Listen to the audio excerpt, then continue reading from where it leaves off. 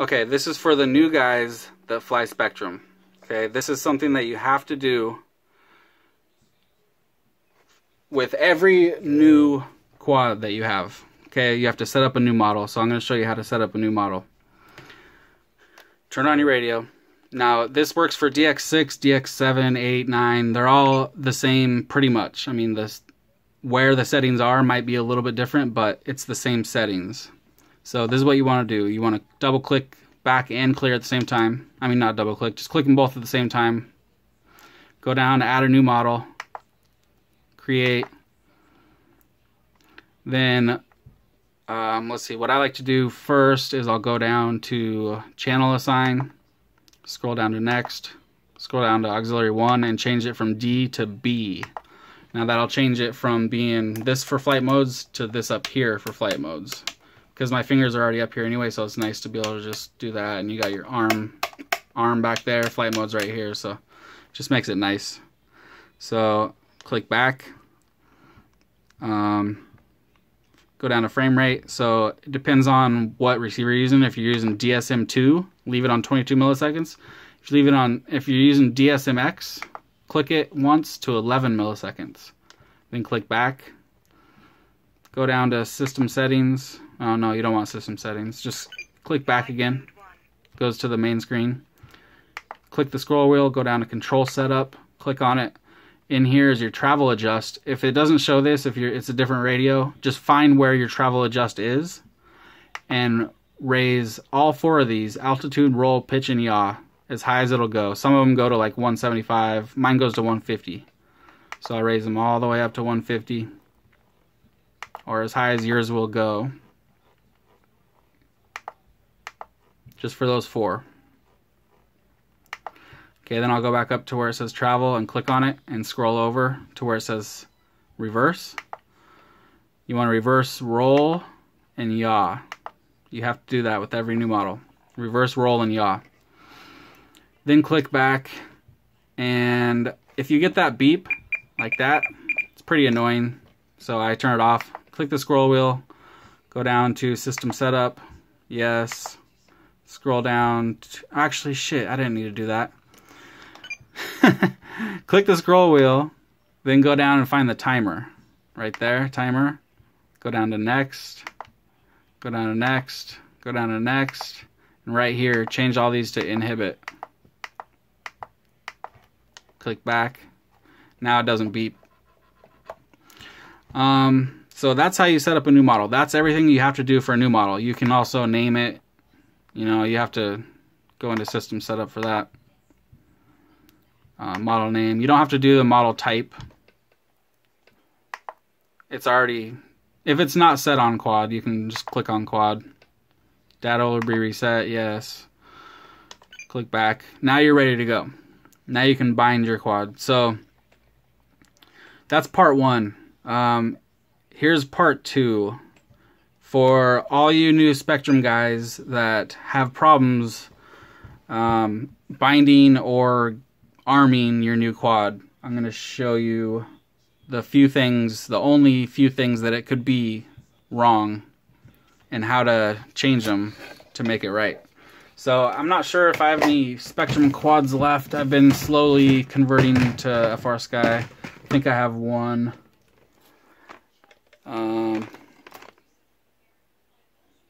That one? Shit, I don't remember. Yeah, this one is. Okay, we'll use this one then. Alright, I'll be right back. Okay, so now you got your new model set up. You got your new quad. You plug in the battery, or you try to bind it, it doesn't bind. Binding is actually going to be another video because there's so many different things with binding. But let's say that you got the receiver bound to your radio, for sure, and you can't get it to arm. This is what you have to do with every new quad before you even try to fly it.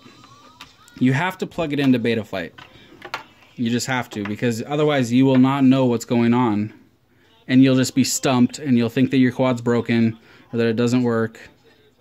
So you need to plug it into Betaflight. So now it's plugged into Betaflight. We're going to open it up. This happens to be a auto bind receiver on mine, so it automatically went into bind mode. But actually, I think I already have this model set up, so I'm going to go to that model just to show you. I'm going to have it bound to be able to show you.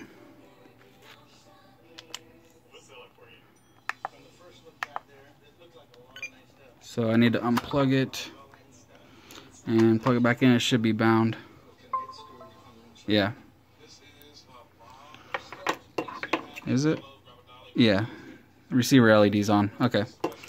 So it's bound.